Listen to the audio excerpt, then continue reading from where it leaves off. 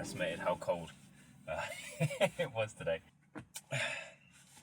So it's been 9 months since I last uploaded a YouTube video, or a proper one, and there have been some reasons for that. A lot of it is me being a baby, to be honest. I got myself in such a state where I think one of the problems was the video I did, the first kind of, the first real video, set the bar quite high, and then it became very difficult to replicate that. I've had immense difficulty getting hold of cars to film. You are relying on other people to help you, and a lot of people don't want to help you. And then I kind of got myself in this state where I was like, right, I need to get inspired, and I'd be watching YouTube videos, like some of my favourites, like Cars with Luke and guys like that, and I was watching them, and I was like, yes, that's exactly what I want to create. I want to do these cinematic openers, and then just a little talky, section, and then wrap it up. But then those guys, you quickly realise that they all live in Switzerland, and they're always driving through the Swiss Alps, and they've got these snow-capped mountains in the background, and then I was like, oh, I don't live anywhere like that. I can't do that.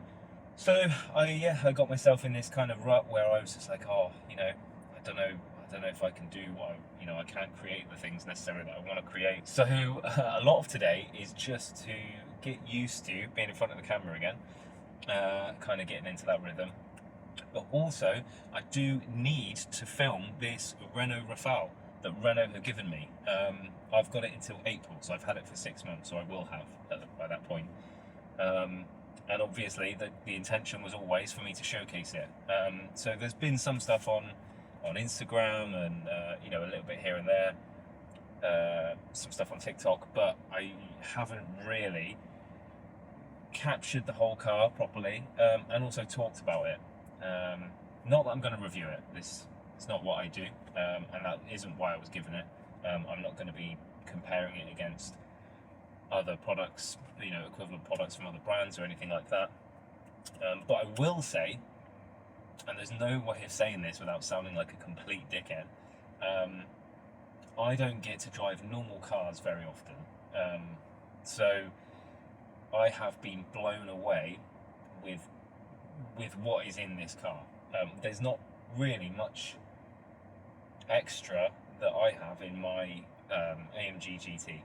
There's, it's got wireless Apple CarPlay and heated seats and electric seats and heated steering wheel and adaptive cruise control and wireless charging and all the kind of safety features that you'd expect from modern cars. And really, the only extra things beyond that are kind of, heated and cool cup holders, maybe something like that. But, how effective are they really? I don't know.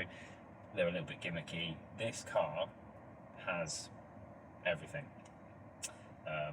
Now, having said that, this is still around about £45,000. So Renault do 10 cars in their lineup at the moment, not including the van that they do.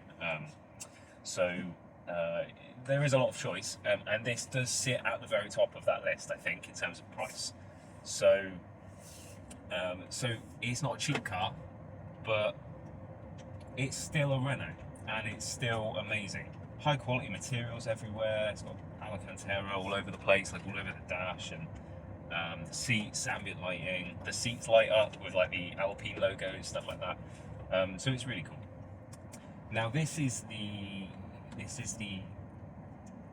Techno Esprit Alpine edition, I think, which is the second from top in terms of their trim. They do one more above this, and this is the full hybrid. I think they call it full hybrid, which to me or you is probably just your old school hybrid. So it's not plug-in or anything like that.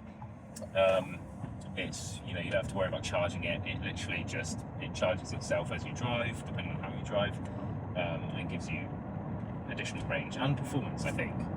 One thing is this car is actually pretty quick. It's 200 horsepower, which going back to when I was a kid, when I had my little boy racer phase, I had Fiesta STs and Honda Civic Type R's and things like that, and they just about broke 200 brake horsepower. So it is a pretty nippy car for what is essentially a family car.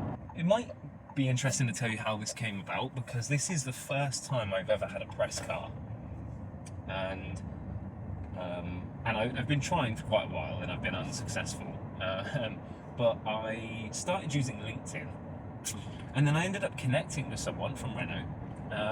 Deliberately, I did seek them out because I wanted to I didn't necessarily want to have the car, but I really wanted to see the Alpine A110 R Turini, which is like their stripped out race version of harnesses and stuff like that.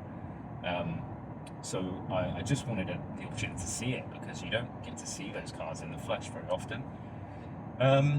So I inquired about it, and they said, "Oh, we're sorry, we're not getting our press fleet until," I think they said, like Q1 next year, so 2025.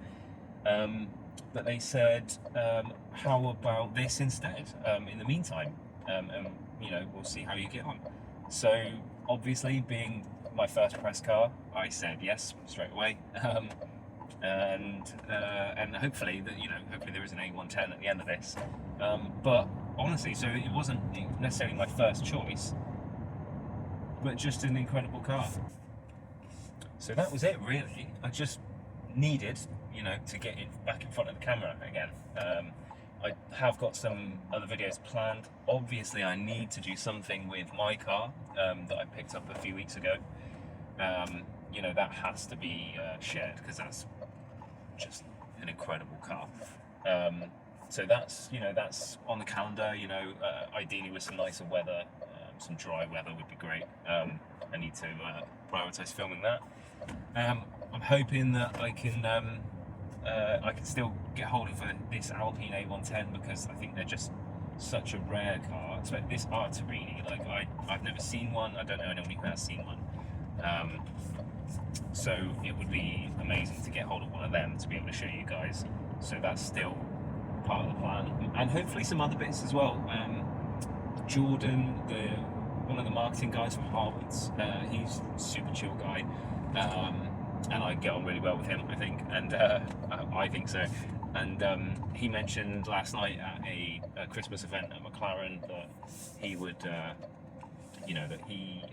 would like to try and do some stuff together with a few of the groups. So he covers Aston Martin, McLaren, Bentley, I believe, maybe some others.